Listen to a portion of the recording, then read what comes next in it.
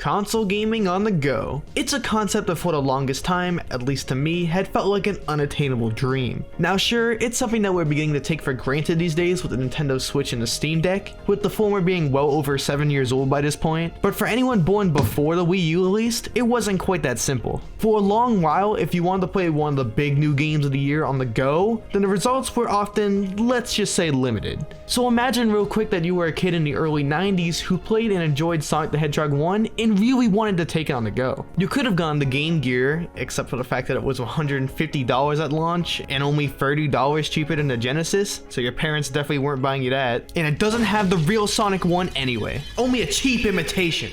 And the Sega Nomad wouldn't release until 1995, so your desire for portable Sonic would only be left as a mere dream. Or would it? It's Tiger's new Sonic the Hedgehog handheld game. That's right, the classic Tiger LCD handheld gaming consoles. During the early 90s, every single licensed property got their own LCD game that attempted to approximate every movie, TV show, or video game into a simplistic arcade-esque experience. Two mixed results. And as you could imagine, with Sonic being as huge as he was at the time, there were several of these released over the years, so I decided to see if I could rank them all. But since I wanted this video to feel as complete as possible, and I imagine that more than a few of you watching are likely already familiar with these, I'm also including the mini LCD Sonic games released by McDonald's as part of Happy Meals in the early 2000s. Although, I'm just now realizing that most of you watching probably aren't nearly as nerdy as me and are probably asking, what's an LCD game? Well, to explain it as simply as I can, let's compare Nintendo's own LCD Game & Watch games to the later released Game Boy. As you can see, the Game Boy screen is made up of pixels and functions much like how you'd expect from any portable device released in the last 30 years. But when we look over at the Game & Watch, you'll see that it functions differently. Instead of using pixels, the screen is full of pre-drawn images that appear and disappear in order to vaguely approximate what's happening in the game. Despite how nice the drawings look, it leads to a pretty severe limitation. Every single possible character and object needs to be able to fit within this small screen, and cannot overlap. So the games that tended to fare the best were often the most simplistic and arcadey in nature, which then raises the question, when you have a game as complex as Sonic the Hedgehog, is it even possible to make that conversion without it either being a complete mess or unfaithful to the source material? Well, that's exactly what I set out to discover. But one note before we begin, I tried my best to play every single game featured here, but this video did have a budget, so there were some games that I was unable to acquire either due to price or extreme rarity. So for those examples, I will be going off of footage from the internet and judging them to the best of my ability. So if you feel that any of my rankings are unfair due to that reason, then I apologize. But with that being said, let's get this monochromatic and low frame rate show on the road. So we're beginning with none other than These are by far the most basic LCD games that Tiger ever created, so I'm not surprised that this was the first one they decided to make for Sonic. I will give them some points early on here for the presentation. I think having a Sonic take up 2/3 of the device is a pretty cool touch, although once we start looking at the gameplay itself, I start to spot some issues. The background seems to be based on Scrap Brain Zone, based both on the tiling of the wall in the background, and the fact that it has the pig enemies that can throw bombs at Sonic, named Ball Hog, which sounds like they came up with it last minute. Despite that fact, it also contains the Buzz Bomber, an enemy that wasn't in Scrap Brain Zone, which is an inexcusable continuity error. Either way, using this level for a product like this seems like a weird choice, considering that this is obviously targeted at kids who likely would have never seen this level. And another thing I'm going to be analyzing about these devices is both the boot up song and the background music if it's available, since it's usually very vaguely trying to represent something from the game, and I thought it would be a fun challenge to try to figure out all of them. Let's hear what this one has. Well, that's certainly not the Sonic 1 theme. I think it might be the Scrap Brain Zone theme, although a very weird version of it. Either way, all that matters here is the gameplay, and it's incredibly basic. You only have 3 buttons, one to move forward, one to attack behind you, and one to jump and attack above you. Whenever you move forward, there's a tile on the bottom of the screen that's supposed to be scoring past to give you a vague representation of progress, although I think it's really just for show, since all the gameplay is hitting the corresponding button to attack an enemy that appears in that spot. Even the one in front of you, since the move forward button also doubles as an attack button. So despite all the different enemy types, it's honestly a really simple game. The only level of depth that's here is jumping to avoid the bombs dropped by the Ball Hog. We're on the tier list. But even despite all the Sonic branding, it plays exactly the same as any other of Tiger's Watch games. So for that reason, I don't think it's really anything that's special, and I'll just put it in C tier. Alright, a year later, we're finally upgrading from the wrist into a proper handheld gaming machine with Sonic 1. And not much has really changed here. The background appears to be an approximation of Marble Hill Zone, with extra details in the foreground that look like they're supposed to be from Labyrinth Zone. Ignoring that aspect and comparing it to the previous game, I suppose that Marble Hill would be a zone that most players would be familiar with, at least compared to Scrap Brain Zone. But I still find this confusing. You'd think that at least one of these games would use Green Hill Zone, since it is the most recognizable level from the game and therefore the most marketable. But even if we ignore that, Marble Hill is still an odd choice, because most of the level takes place underground with lava spewing everywhere, so the above ground portion doesn't really feel like the best representation of the game. Speaking of which, how is the boot up song? Alright, I can recognize it as a Sonic 1 theme, albeit barely.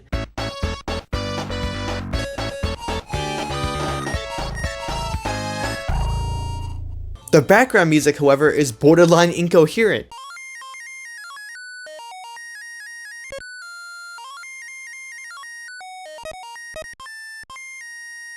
It doesn't sound like any Sonic song I've heard of, but as it turns out, it is the Marble Hill theme just sped up to 4 times speed for some reason. Here, listen to a comparison.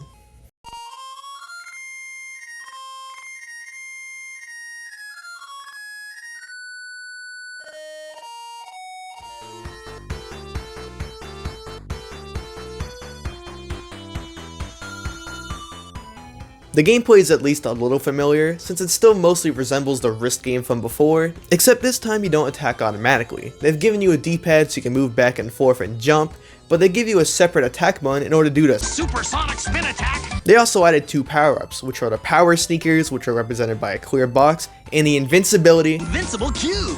or the Invincible Cube, which is represented by the usual symbol in the game, which I feel like would be confusing since you see a clear box, as a player you would probably assume that that's the Invincible Cube, so that name would be incredibly confusing to anyone that isn't already familiar with the base game. While as simple as running and jumping to attack enemies might sound on paper, they found a way to make it overly complicated. Some of them are pretty simple, like a bat that flies directly in front of Sonic which you can attack directly, and a badnik that sits under the floor, and I'm not entirely sure what it does, but I think it attacks you if you stand for too long. But then there are the buzz bombers that appear at the top of the screen. In order to hit the one on the left, you could either jump up and attack it to the left, or physically move to the left and then jump up and attack it. But if you want to attack an enemy to the right, you can't. You have to run forward and dodge any projectiles that shoots at you until it moves to the left of Sonic, and then you can attack it. Which is incredibly awkward, and I never got used to it my entire time playing. And there's even an Eggman boss fight at the end of each level that appears in front of you, which you can just attack like normally, which just further adds to my confusion. With a game this simple, there shouldn't be some weird learning curve to it. This is why the Game & Watches from Nintendo, for example, still hold up so well. And just when you thought it couldn't get worse, they added a water obstacle later on in the levels, which is represented by a tiny little puddle in the corner, which if you don't jump over, you will fall into and then die. Which just feels unfair considering how many obstacles you need to dodge on this already not backlit screen. We're on the tier list. This one is pretty rough around the edges for a variety of reasons, but I feel like it would still make for an okay gaming experience in the small dose it was intended for, so I'll give it a B tier. Next we have SegaSonic The Hedgehog. No, it doesn't have anything to do with the arcade game, but it does relate to the arcades, since this was a prize that you could win in one of those UFO catching machines. It even came in 3 different color variants. Now these are pretty pricey online, so I couldn't actually acquire one for this video, so we need to go off of footage from the internet. So let's see what the gameplay looks like.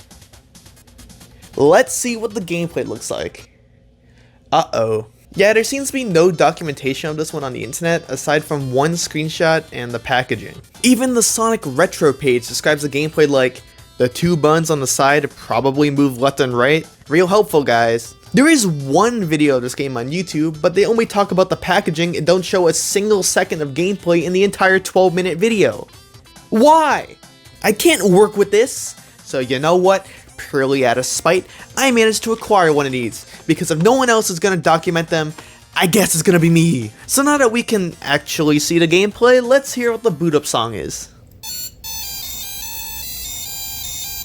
That's just London Bridge is falling down, the nursery rhyme. I don't even know how to comment on that, that's just unexplainably odd. We also finally get to see Green Hill Zone representing one of these devices, which you know took long enough. The gameplay for this one is quite simple. Missiles fly down the screen and you need to move left and right in order to dodge them. However, occasionally tails will appear to the left of the screen, and if you move off screen, a minigame will begin where a trail of rings will move up and down, and wherever it lands determines how many points you earn. I assume this would be some kind of skill game where I need to hit a button in order to stop it, but no matter what button I hit, nothing seemed to happen. The only thing that seemed to work was when I did the function for turning on and off the sound, which is hitting the left and the right buttons at the same time. Then the ring trail would stop. And I think that's it for gameplay. It's just an endless scroller where the only goal is to get a high score. Although I will say, the game makes it a point that there's no speed limit, with it being written on the packaging twice and on the device itself twice. Yet whenever it seemed like it was really starting to get fast, it would slow down again, which to me seems like, a speed limit. Going for a high score seems to be pointless as well, since I managed to raise my score high enough to overlap the counter and move it back down to 0. We're on the tier list. So as far as the ranking goes, it seems to be pretty reminiscent of something you'd see in a mobile app today. There isn't a secret boss fight or everything's to dodge, it's just a simple auto score game where you move left and right to dodge missiles. It's just a solid enough little game that I could see someone messing with if they need to kill time on the bus or something. So I'll give it an A tier, although I think that says a lot about the games that are going to be coming up. Alright, so next up is Sonic the Hedgehog 2. Now a large chunk of fans consider this one to be the best 2D Sonic game of all time, or Sonic game in general, so you would hope that this one would end up being quite good. Well, for one, they decided to make the background oil ocean, once again going with a random deep cut level rather than one that people might know. If they assumed that Emerald Hill was too generic, why didn't you just go with Chemical Plant Zone? But fine, at least we'll still be able to hear some amazing audio.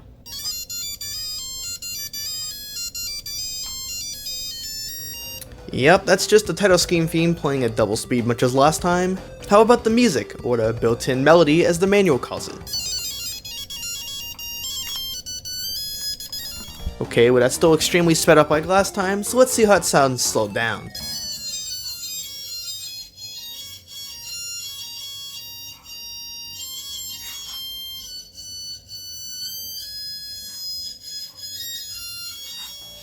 Alright, well that doesn't sound like Oil Ocean to me. Well, what song from Sonic 2 is it? Well, it did take a little bit of time to figure out, but after much digging, I believe it's the two-player song from Emerald Hill Zone.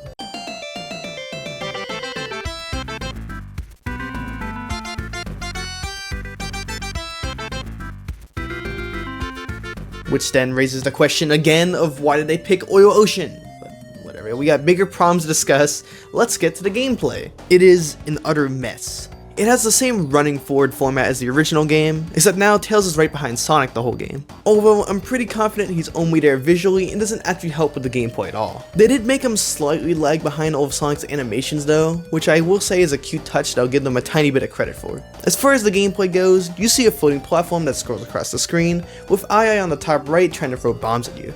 Alright, it seems kinda obvious that the game wants you to jump on top of this platform in order to hit the enemy, but much to like the first game, Sonic refused to hurt any enemy if it was in front of him, and there's only a D-pad and one button, so I'm not entirely sure what I'm doing wrong here. I think the big problem with the Sonic 2 handheld is that it features a giant loop-de-loop as part of the level design, which takes up a fairly large amount of space that's available. So if you need to kill an enemy that involves jumping, which for the record is all of them, then it becomes way harder to convey that than even the Sonic 1 game could. It also means that the invincibility power-up is relegated to flying over the top of the screen, which is really jarring. It also doesn't add that much to the gameplay. All it does is stop you from moving forward, requiring you to back up to gain momentum to go over the loop. So combining that with all of the space used for Tails, it becomes way more confusing than the Sonic 1 handheld.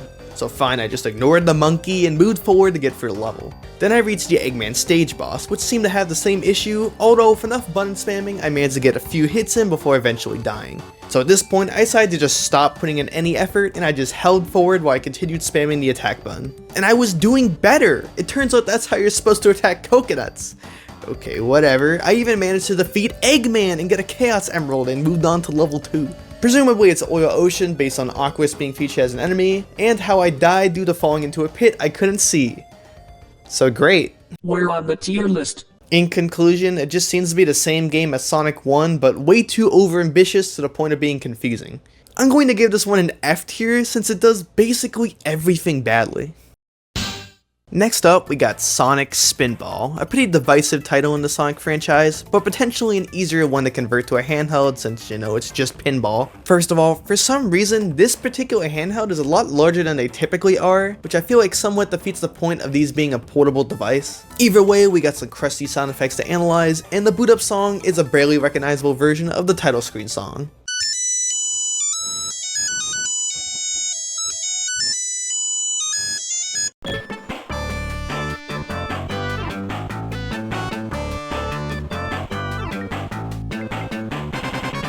Probably. Then the music is the song from Toxic Caves, the first level of the game, which in my opinion is one of the best Genesis songs ever made. It also only plays at double speed instead of 4 times the speed, which is an improvement I guess.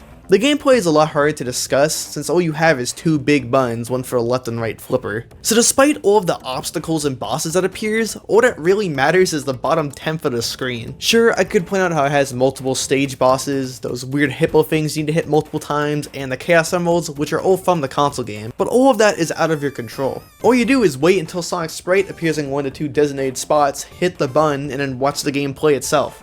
We're on the tier list.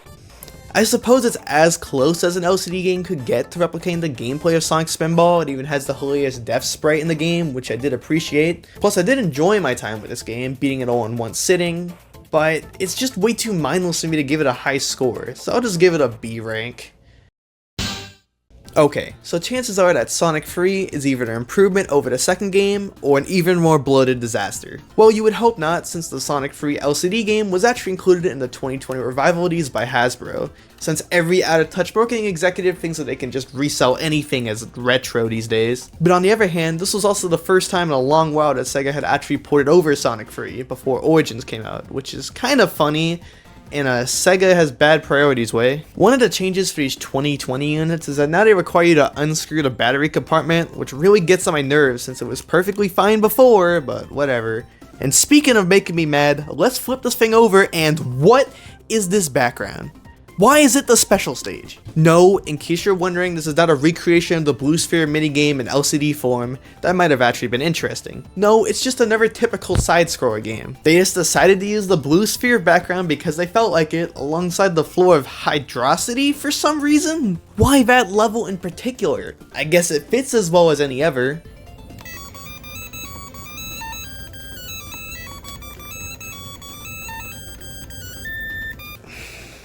The boot song is just the title screen song from Sonic 3, and the level music is just Angel Island, so thank you for Sonic Retro for actually having that one written down for me.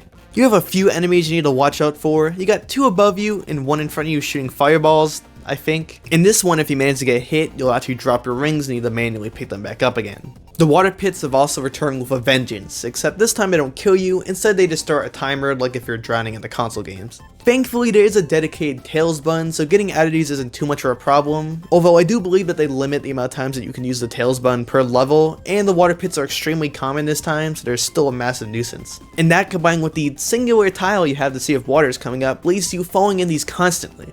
There's also another button here, the pick button, which is used to pick up objects off the ground, namely the stuff you earn from the Gumball bonus minigame, which is also featured here. You may not notice, but this particular bonus game is notable for not using the blue sphere background. We're on the tier list. In conclusion, it's better than 2, but it still feels just as mindless as the Sonic 1 handheld. But I also felt like that one was just easier to understand in general, which could be to Sonic 3 being a more ambitious game and harder to translate, so I'll just give this one C tier since it is still inoffensive at the end of the day. The next one is Amazing Sonic, which shows a pretty high level of confidence for itself off the bat. This was another one way out of my price range, but thankfully there is footage this time. It has a different form factor from the rest of these Tiger handhelds, and the fact that it's spring loaded, which is kinda cool. There is a boot up tone to this game, but I don't recognize it, and considering the fact that this isn't attached to a certain game, and the last time one was like that it was London Bridge, I'm just gonna give up while I'm ahead and hope that one of you might recognize it.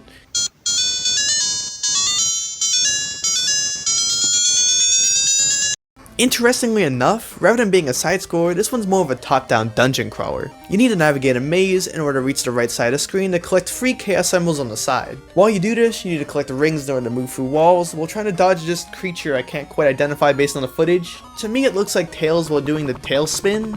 According to the manual, apparently it's Dr. Robotnik? That's not him. Last time I checked, he didn't look like a mop with shoes and a mustache. Either way, he seems to teleport around the map randomly, which I think is because they only gave him a certain amount of squares he's actually allowed to appear in, which makes him seem more like an SCP monster more than a Sonic enemy. Aside from that, apparently there were other game modes according to the manual, but we don't have any footage of them, and they seem to just be mostly clones of one another, being auto-scrollers and the like, and obviously I can't fully judge them due to that fact. We're on the tier list. But based on what we've seen, it seems like an okay enough game, but it does transparently have very little to do with Sonic as a franchise. Not that that really matters considering what's later on the list of the games. So I'll just slot it in C tier, because it just kinda looks forgettable. Next is Sonic Blast. No, not the fan favorite Game Gear masterpiece, that was released 2 years later. This is... well, I'm not 100% sure what this is. There is footage of this game, but not a whole lot, and from what I can discern, it seems to be a Breakout clone. The manual describes the gameplay as Sonic activating remaining rejuvenation spheres, and the gameplay is just moving a platform on the bottom and sides of the screen. And this is some of the most confusing controls I've ever seen. So you have one button for moving up and down, another button for moving left and right, which is on the opposite side of the device, like just use a D-pad. But if you want to move a platform, say, from the ground level to the sides, you need to hit that button and the launch button at the same time, which just doesn't seem confusing at all. Another thing that makes this game more difficult to figure out is that there are 14 separate things that can either activate something or give you points, which is way too many for a game that's supposed to be this simple. We're on the tier list. So I'm just going to assume that my hunch is right and that this is just a really weird scuffed version of Breakout and give it a D tier just for how horrible the controls are. Like seriously, why? Now we've got the last Genesis-inspired Tiger game, Sonic 3D Blast. So yeah, they decided to skip over Sonic and Knuckles for some reason. I'm going to presume because they couldn't find a good way to convert Knuckles' climbing ability into a handheld game and decided to just drop the idea. But you know what's probably not an easy thing to convert into an LCD game? An isometric pseudo 3D collectathon. I was very curious to see how they were going to attempt to pull this one off, but I can tell that they lacked confidence in their idea because the commercial tries to show as little gameplay as possible, with almost epileptic flashes between the LCD game, live action, and even some Genesis gameplay, which is almost sneaky enough to border on false advertising. So that doesn't make me very excited to try this game out. For some reason, this is the only ever one we need to unscrew the battery compartment, which bugged me enough to mention it. Tiger recommends Duracell. Well, you know what? I only had Energizer, so we're going with that. One thing I did like about the shell to this particular one is that it looks like it's vaguely modeled after a US Saturn controller, even complete with a proper D-pad, which most of these don't usually have. But what I imagine is on everyone's mind is the gameplay, and it is such a mess in probably the exact same way you'd expect it to be. If you haven't played Sonic 3D Blast before, the gameplay loop is this. You need to go through a somewhat open-ended level, defeating enemies in order to collect flickies, which you then dunk into like a basketball hoop style ring in order to open up the next section of the level and then do it all over again. The LCD game does technically follow the format, which debatably makes it more faithful than the rest of these, but it is so much harder to navigate around this map. For one, the game tries to convey what direction you're going via two sets of lines, so it changes depending on what axis you're trying to follow, except the game doesn't do anything to convey what's a path or what's a wall, aside from when you see a turret shooting you directly in the face. So trying to figure out where anything is on the map is a massive challenge. So then I stumble around until I eventually find an enemy, which then I kill, and then a flicky appears halfway across my screen. I try to collect it, which I don't know how to do because obviously there's only so many possible spaces that the flicky can be on my screen, which I eventually manage to do, and then I find the ring, which is like a really tiny little ring on the screen here, and then put the flicky in. But then I turn around to go explore more of the map to find another one, and then I end up stepping on a mine which I can't see, and then die instantly. I would have played this for a lot longer, but unfortunately this is one of the only games where there's no archived manual, so I can't even rely on that to help me. We're on the tier list. I can admire the ambition on its own, but in practice the game is basically an incoherent experience. Even with me being one of like the 12 fans of the original Sonic 3D Blast, I almost had no idea how to approach this, so as cool as everything looks visually, especially on the device itself, it basically has to be an instant F tier. Alright, we have our second and last keychain game, just named Sonic. I'm not quite sure what the background is based on, maybe it's Death Egg Zone from Sonic 2, but I really don't care anymore, it's not attached to any game. But at least we have the lovely boot up theme. I'll be generous and say it's supposed to be the Sega chant. Yeah, the gameplay is yet another side scroller with the exact same buzz bombers you're probably sick of by this point. but it's not a direct clone of the other ones like you'd imagine. For controls, you have a D-pad but 2 buttons this time, which the manual describes as such. Button 1 will boot up a stage and use a supersonic spin attack, and in the B button will use the supersonic spin attack. Why did you add 2 buttons? But the main difference is extra hazards to dodge like spikes and bumpers, and as the manual describes it, yikes, flying fireballs. Although those don't really change up the gameplay in any way. They did add a bonus level to this one, which is just the saddest possible display of bumpers and rings, which the manual describes as the maze of the secret zone, which I think is overselling it a little bit. Aside from that, since I can't play it, I don't know what else you want me to say about it. I guess I can appreciate that they let you attack enemies in front of you, but like, isn't it extremely pathetic that that's even something I can praise in the first place? We're on the tier list. But ultimately, it just seems to be like a slightly upgraded version of Sonic 1 based on the footage that we have, so B tier. Next up, we got another one that I was personally very excited to analyze, Sonic R. Now, I can't really imagine why they bothered making this, since by the late 90s, these LCD games were already fading out of relevance. Plus, Sonic R was an infamously bad game on a console that had failed in the US, so who would even want to buy this? Apparently not many people, since this one is extremely rare. I couldn't even find one online listing for this one at all in all the times I searched, and if I look at the sold listings, so naturally, we gotta go off more crusty footage off the internet. The sound to this one is a bit of an enigma. The boot up sound is the same as the race start fanfare from the original, except it's actually slowed down this time, which I thought was odd.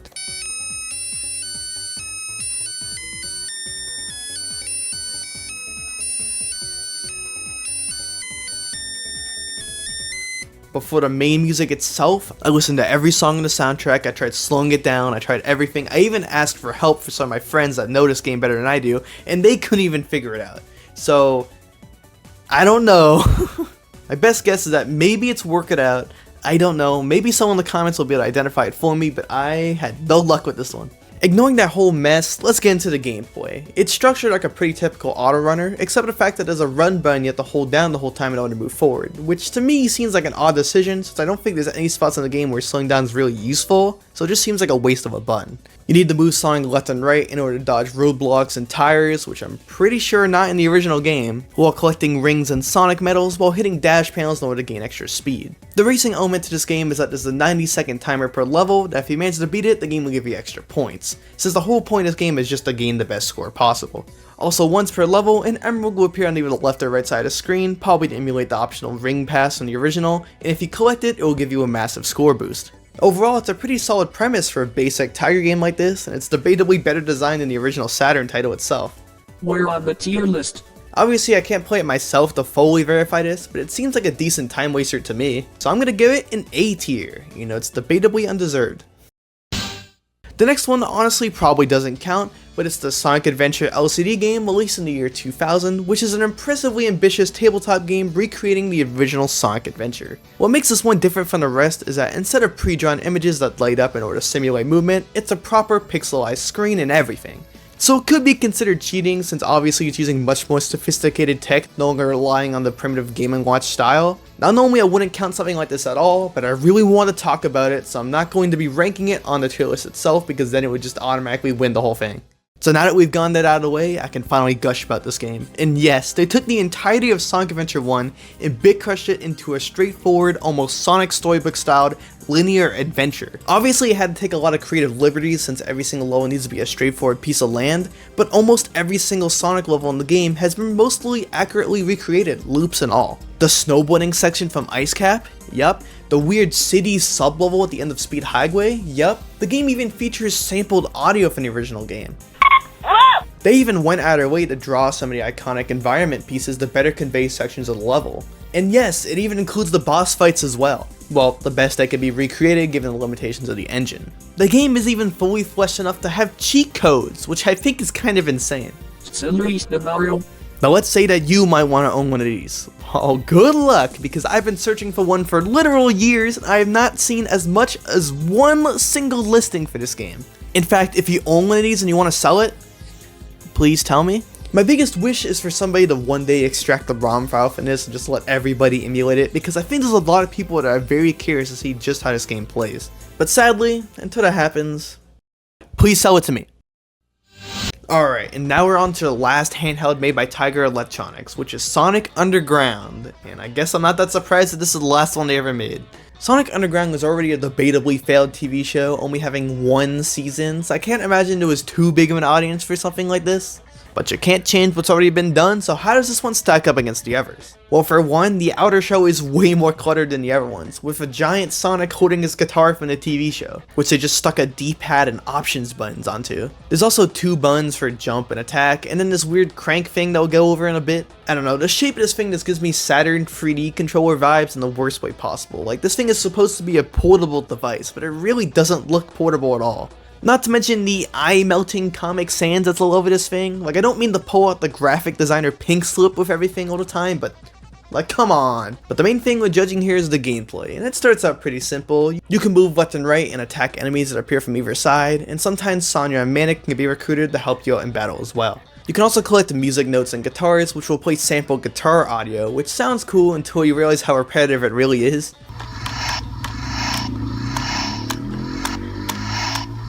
Well, the main gimmick of this device is the weird crank things. What does that do? Well, when you activate it, a Sonic marble on the outside of the device will spin around, and an in-game Sonic will attack everything on screen, killing it, kind of like a Team Blast from Sonic Heroes. It's kinda cool, but it ends up just being an incredibly cheap move that's very easy to spam over and over again. We're on the tier list. And that's kinda it really. It's just a fairly basic Sonic LCD games with some bells and whistles to try to make it more marketable. But this link to the game, I feel like it's way too gimmicky, and it's also just an obvious crutch for the game's lack of depth. I'm also not really that much of a fan of Sonic Underground in the first place, so for me, it's personally going to be a C tier. So that's all of the Tiger developed LCD games. If you were sad that we're done reviewing these, don't be, because 3 years later, the Sonic LCD game would return at McDonald's in 2003. Get happy! Seemingly celebrating Sega's recent successes on the Nintendo GameCube. If you bought a Happy Meal, you could get one of 6 possible tiny LCD games, 2 of which are based on Sonic Adventure 2, 2 are based on the classic Sonic games, 1 based on Super Monkey Ball 2, which I won't be covering in this video, then lastly a Knuckles soccer one. I don't know why there's a random sports game in here. My guess is that they were going to make a game based on Virtua Striker 2002, and then the game bombed, so an executive decided that the game wasn't marketable at all, so hey, it's Knuckles now. I do own a couple of these myself, but sadly the batteries are long dead. Thankfully, some gracious soul decided to create Sonic Mic Origins, a program that allows you to emulate all of these, meaning I don't have to spend even more money on this video than I already did, and I can get high quality recordings of all of them, so huge thanks to this existing. Hey, Ed Ninja here popping in to say that this was created by Defuge, and I will be putting a link in the description for anyone who wants to play this. The first one is Sonic Speedway, based on the kart racing gameplay seen in Sonic Adventure 2. Specifically, the unlockable kart race minigame you get after completing the Route 101 or Route 280 story mission. You can tell because it uses a free lap structure, you're racing other go-kart racers, and the fact that you're playing as Sonic for this one. Although curiously, Sonic seems to be driving what appears to be a regular car rather than his go-kart from the game, which is a pretty interesting little detail. Speaking of which, the musical tone that plays here confused me a lot at first. I tried to look over Sonic Adventure 2's entire OST to figure out what it was with no matches, until I figured out that every single game in the set plays the exact same tone, including II's Banana Catch. That's when I realized that's probably just an incredibly scuffed version of the McDonald's I'm Loving It musical branding. You can kinda hear it. Either way, we should probably talk about the gameplay itself, which is quite basic as you can imagine. You need to move left and right to dodge the cars that you're approaching, sort of like the SegaSonic game from earlier. Once a certain amount of time has passed, you'll complete a lap, which is indicated by the checkered flag appearing in the corner, and the game will speed up. After completing 3 laps, the game screen will flash repeatedly, indicating that you won. The simplicity is definitely this one's biggest strength. It was pretty fun despite its short length, and decently difficult with the increased speed. Also, the custom molding on the device itself looks quite nice. You can tell a lot of effort went into this despite just being a throwaway Happy Meal toy. We're on the tier list. I know this is going to be a bit odd considering how basic this game is, but I'm going to be giving it an S tier, since it's the perfect kind of game to pull out if you're bored on a car ride or something.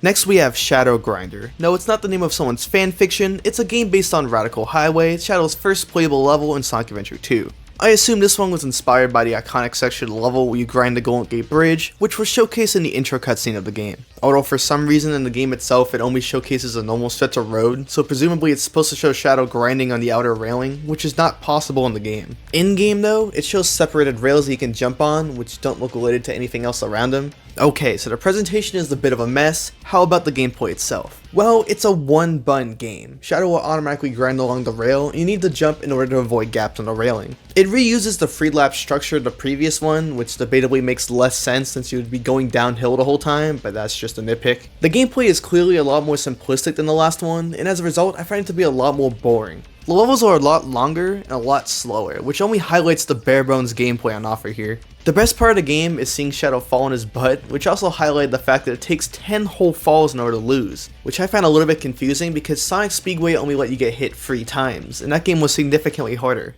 We're on the tier list. Even then, it's pretty inoffensive despite its low difficulty, so I'll be generous and give it a C tier.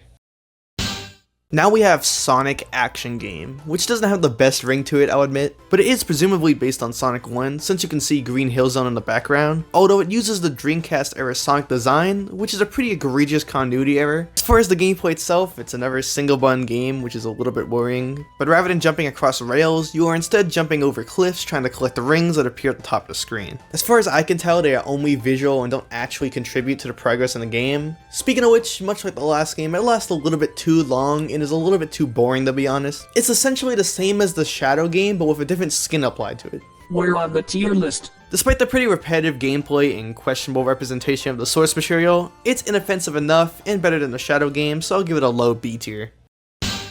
Tails Sky Patrol. Despite sharing a name with a Game Gear game, it probably has very little influence from it. The only two things they have in common is the fact that they're both auto-scrollers and they're both badly designed. The goal sounds very simple. All you need to do is move up and down to collect every ring that flies towards you, which is the same gameplay as II's Banana Catch except it's horizontal. The problem is that as it speeds up, trying to collect the double sets of rings becomes extremely precise, and the rings with a gap in the middle become close to impossible to grab without getting punished. It took me 4 tries to beat this one, which I think is pretty telling about the difficulty here, which is something that I also felt while playing the Game Gear game, so I guess they have more in common than I thought. We're on the tier list. Either way, this one is blatantly unfair and is barely even based on the classic Sonic games in the slightest, so I'm gonna give it a D tier. Alright, time for the last one of this bunch, and inexplicably sports related, Knuckles Soccer. Eggman is seemingly 50 feet tall in the background, and chucking soccer balls at Knuckles and he needs to deflect. Come on Knuckles, just pretend that soccer ball is the Master Emerald. Wait! Eggman only sends 1 soccer ball at a time, which sounds like it might be too easy. However, they can move horizontally as it falls, so you need to pay attention in order to not get baited. Combine this with the speed increase and only 3 misses being allowed, and this game is actually one of the more entertaining ones so far. We're on the tier list. It reminds me of something that Nintendo would have made into a Game & Watch back in the day. So I'll give this one an A tier. Alright, so now it's 2004, and Sega has moved on to promoting Sonic Heroes instead. So as you can imagine, they decided to promote this game with a whole lot of sports games. Yes, really. Most of you are most likely already aware of this promotion, since it spawned the infamous Pakistan Sonic Happy Meals commercial, which every Sonic YouTuber has reacted to even once, even the super washed up ones. Whoa! Wait a second. The decision to make a Sonic Heroes Happy Meal promotion sports related is probably pretty baffling to most of you, and it was to me until I decided to look into a list of McDonald's Happy Meal promotions. You see, roughly half a year before this promotion, they ran one for ESPN that included several sports related LCD games. So yeah, I'm pretty sure they just took all of those games and put a Sonic skin on them and released them in a ton of Sonic Heroes related shells. How creative. But there were 1 or 2 of these that weren't sports related, so I'll start with those. Knuckles Treasure Hunt. You know, for one not based on sports, I'm still somehow left confused. The treasure hunting gameplay for Knuckles was in the adventure games, but was not in Sonic Heroes. So why is it being used for this promotion? I don't know, maybe a time travel went back in time and swapped this with the soccer game just to confuse me personally. Anyway, I don't want to spend too much time on this since this video is already long enough as is, but I'm not a fan of the awkward shapes that these handhelds have. It feels like they designed the art first and then molded the plastic around it, so oftentimes they just end up jutting out and it makes them incredibly uncomfortable to hold. Was it really that important that the entire Master Emerald was shown in this art? Although that being said, I do appreciate the detail that the left and right buttons are molded to be emeralds. That wasn't lost on me. You see the Master Emerald randomly appear in one of 6 different locations, then you need to try to reach it within 17 seconds. You do do this by riding two platforms in the middle, the one on the left rising upward and the one on the left lowering, much like the Mario Cement Factory Gaming Watch, which I imagine was an inspiration for this. Once you complete 5 rounds of collecting the Master Emerald, which I'm going to pretend are shards for the sake of the argument, then the game will double the count of emeralds you need to collect per round. Then it keeps increasing until you need to collect 5 whole emeralds per round, after which you will complete the game. I really appreciate how they managed to find a way to replicate the unpredictability of the emerald collecting missions in such a small and limited form factor. And much like the Knuckles levels from Sonic Adventure 2, it takes way too long to complete this. Seriously, this one was difficult to finish, due to both the very strict time limit per round, which is not at all forgiving when you need to collect 4, let alone 5 of the emeralds, but also at the start of a round, the emerald can appear on the platform that you're already standing on, meaning that you need to hop on one of the floating platforms and then move back on the land in order to collect it. And if you want to hop across the large gap in the middle as well, then unless you have some insane reflexes, then this will usually result in death. We're on the tier list. Honestly, I was considering giving this one a low score just for the difficulty alone, but when I thought about it, I realized just how much they managed to capture the original gameplay loop with this, considering it is just literally a McDonald's toy. I mentioned Mario Cement Factory earlier in this segment, but honestly this is better than that, and being better than a Game & Watch is honestly the bar to cross with these LCD games in the first place, so I'm gonna say it. S tier. Great job. But what does this have to do with Sonic Heroes? Next up, we have Cream Flower Catch. Cream Flower Catch. And to be honest, I don't really have that much to say about it. It's literally just the Tails Sky Patrol game from earlier, but instead it's vertically oriented and it's much more forgiving. I don't really know what else to add here besides saying that translucent plastic needs to make a comeback one of these days. We're on the tier list. C tier, I guess. Next up is the first sports game we're covering, Big's Fishing. It technically counts. If you've played Sonic Adventure 1 before, you're probably fearing this one quite a bit, but personally it just adds to the confusion of this being Heroes related. Sure, Big uses a fishing rod as part of his attack in the game, but the fishing gameplay is exclusively associated with Adventure 1. Whatever, I gave up hope on these actually resembling the games long ago, but thankfully this one is still quite fun. You extend your line up and down while the fish on the left swim towards it, and then once one of them touches your lure, you hit the fish bone on the right and catch it. It's pretty much just a Knuckles soccer game from earlier with one extra step, but I like some of the extra details added here, like the little jingle that plays whenever you catch a fish, or the heart that appears whenever you advance through a level. It adds to the wholesome charm that Big the Cat is more associated with these days. The game even feels like it has lower stakes than a Knuckles soccer game, although that could just be due to the context of everything around it. We're on the tier list. That being said, I do respect the creativity that they employed in repackaging the Knuckles soccer game from earlier, since I'm getting pretty tired of seeing these direct repeats of the same games, so I'll go ahead and give this an A tier. Alright, time for Sonic the Hedgehog Extreme Boarding, and look at the shell on this one. It genuinely looks like it would hurt my hand to try to hold. The gameplay here is very reminiscent of the bonus stages from Sonic the Hedgehog 2. You move left and right on a half pipe dodging mines, and you need to collect rings on the upper lip. You do this by jumping out of the half pipe when you're on the edge, which means that Sonic's sprite pops up for half a second and you hear a ring sound. You then keep collecting rings until the familiar thumbs up from Sonic 2 appears, then it speeds up. Do this 5 times and the game ends. At first I found this one to be quite challenging. You have 5 slots to move across this time, not including the ring hopping, so you need to move quite a long distance in a short time in order to not miss collecting the ring, and the randomly spawning mines can hit me even if I clearly moved out of the way in time. This combined with the very slow start made this game quite boring, and it led me to be much more impatient and play worse. That was until I realized the 2 main design quirks of this specific game. First of all, if you collect the ring, it will always appear on the other side of the half pipe, unless you miss it. In that case, it will keep repeatedly appearing on the exact same side out of pity, making it easier to grab. Secondly, the mine can only appear in 3 of the 5 possible spaces that you can occupy, meaning that as long as you're careful and patient enough, this game becomes extremely easy to cheese, even with the fast speeds in late game. Which unfortunately also makes this game a lot less fun than the ever moving left and right autoscroller games that we've covered, because it gets very repetitive moving back and forth across the stage over and over again, collecting the exact same ring pattern. We're on the tier list. So sadly, I will have to give this game a B tier rather than an A tier, despite the game accuracy and challenge. Now we have Sonic Skateboard. Yes, this is a separate game from the last one, despite the very similar name and gameplay. As far as I can gather, some of these are different based on the region that the toy was distributed in, although I'm not sure why skateboarding would need 2 separate games either way, but that's just the way it is. Instead of having 5 lanes with rings on the side, instead it's another simple free lane game where you need to dodge mines, but now the rings will just appear wherever. So it's a combination of games like Tails Sky Patrol and Sonic Speedway, which is arguably closer to the Sonic 2 special stage gameplay than the last one. So now you just need to collect a certain number of rings until you go for a big ring to speed the game up, with there being 3 rounds to now better represent Sonic 2. There is one design choice about this one in particular that really irritated me. If you get hit by one of the mines, you can't move until the screen scrolls at least once, meaning it's very easy to get hit by 2 or 3 mines at a time without you being able to escape it. Thankfully, this game actually gives you 3 lives with a very generous amount of hits per each, so it's very unlikely that you would actually game over here unless you intended to. We're on the tier list. But in conclusion, the game is fine and all, but it's really just another basic free lane scroller, so despite the extra game accuracy, I can't give it above a B realistically. Next up is Rouge and Amy Tennis. Rouge and Amy Tennis. Rouge and Amy Tennis. Oh, I guess it's actually Amy and Rouge Tennis, so the ad didn't even get the order right either. That's irrelevant because I have a bone to pick with this game. It sounds basic, right? A tennis match between Amy and Rouge. The tennis ball goes back and forth and you need to line up with it and hit it back with the racket button, gain an advantage of 5 points, win the round, and it speeds up, the same as usual. Should be nice and simple.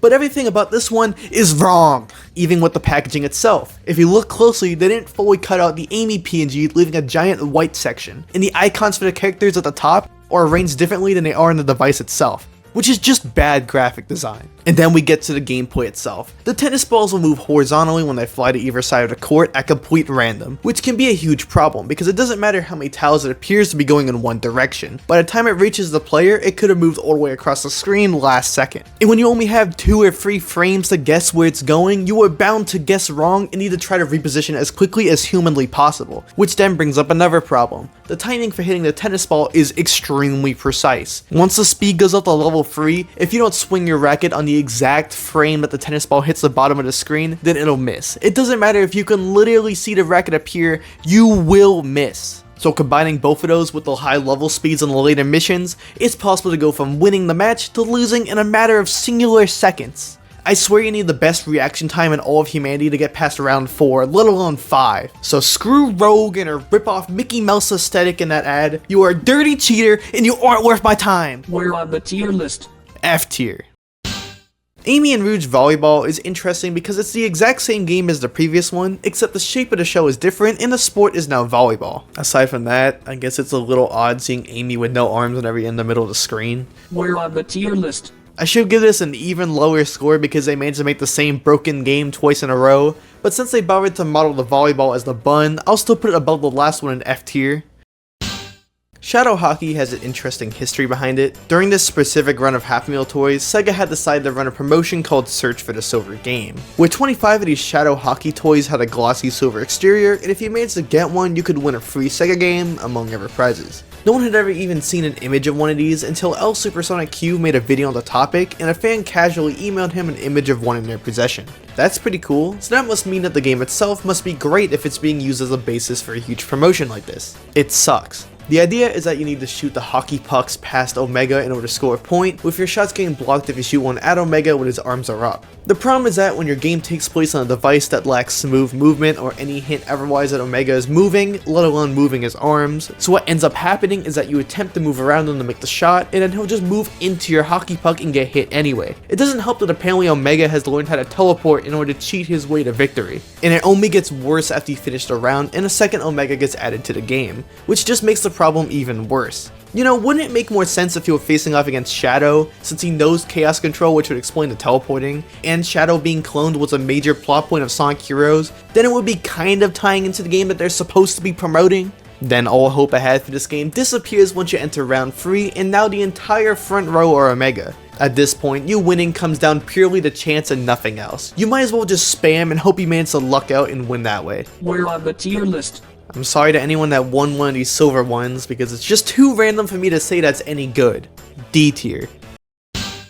Now we can just get the meme one out of the way. Shadow Basketball. It is the exact same game as the hockey game, but instead it's basketball. Play the clip again. Shadow Basketball. We're on the tier list. D tier once again. Oh hey look, it's Tails Soccer. I wish I had more to say about this one, but it's literally just a Knuckles soccer game from earlier, but instead it's Tails. Also, instead of the 50 feet tall Eggman, it's just the very large Chow instead. We're on the tier list. That's really all I have to say. We are really on a losing streak here, and unfortunately I'm going to give this one a C tier for the unoriginality. Alright guys, this is the last time we get to see the funny video clip, so say it with me. Knuckles Baseball. How sad. Well anyway, the handheld itself is shaped like a Dreamcast controller, which is a cute touch assuming that it was intentional. I'm trying not to critique the art itself that much, but why is there a giant glove here on the left with a giant green sheet of paper underneath it? Maybe one of the nondescript audience dots in the background has a giant glove. Alright, that's enough stalling. I didn't want to talk about the gameplay since, get this, it's the exact same as the Knuckles soccer game but horizontal. Yup, 2 in a row! We're on the tier list. I'll just give it another C tier then. Alright, so the last one is named Tails Sky Adventure, and it's a game based on Tails' airplane, the Tornado, which is once again a thing based on Sonic Adventure and not Heroes. Did a single person involved even play the game that they were promoting? Sonic Heroes fans only take L's, I swear. I do like how the art shows Tails taking off from presumably a McDonald's airport, which I'm going to now interpret as canon to the Sonic Heroes universe. This one also has a unique jingle when you boot it up. Oh hey, I recognize that one. The gameplay itself is actually unique from all the other ones that we've seen here. It's a space shooter. Sure, it might have similar movement patterns to the soccer balls we've seen far too many times, but changing the objective makes it feel much more fresh. It is the most bare bones example of this genre that's probably ever existed, but hey, I thought it was still quite fun. It even gets decently difficult once it starts to speed up and the enemy tries to weave around your bullets. We're on the tier list. I thought this was a good Happy Meal toy to go out on. It might not be the quintessential Sonic LCD experience, but at least try to do something creative with it. I'll give it a high B tier.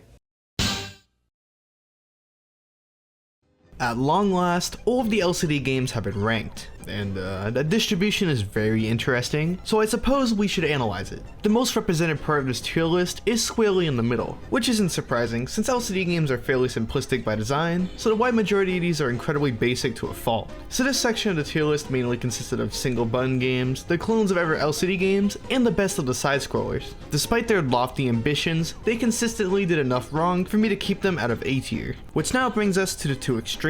The ones in D tier or below are the games that have significant gameplay flaws, whether it be awful controls, horrible difficulty spikes, or cheating bats that deserve nothing but the worst. To put it simply, these games bit off way more than they could chew, and as a result, it led to a poor player experience. Special shoutouts to 3D Blast for being borderline incoherent as a game, easily being the worst one I played today. Then we have A and S tier, which I would describe as supremely quaint, or in other words, they keep it simple. It shouldn't be a surprise that the majority of these are games where you simply move left to right, since it's a lot harder to mess up those, just maybe don't make it a tennis game. But what does all of this mean in context? Does the Sonic the Hedgehog series work in an LCD form? In my opinion, no. The games that fared better on this tier list were oftentimes the ones that were the farthest removed from the mainline Sonic gameplay, with the ones based on mainline platformers not placing above B tier. With the reason for this being simple, the main platforming gameplay for Sonic the Hedgehog is simply too complicated to work properly on such a limited form factor. Over the course of this video, I've mentioned Nintendo's Game & Watch games multiple times, and there was a good reason for that. Simplicity is the key with games like this, so the Game & Watch games were purposely designed to basically be portable arcade games, with simple and repetitive game design that was instantly understandable and addicting. The Sonic games, however, tried to cram as many recognizable elements into the game as possible, often at the cost of the player's ability to comprehend the game itself,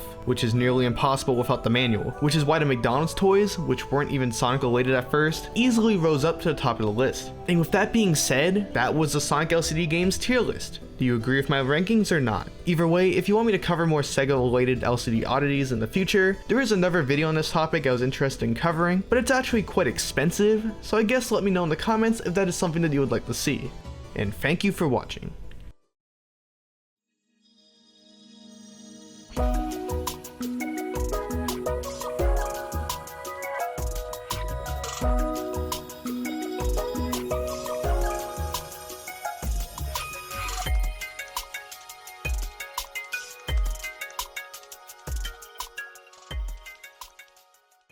Sure, it might have similar movement patterns to the soccer balls we've seen far too many times, but changing the objective makes it feel much more flesh. It feels flesh. Thank you for knowing that. Oops.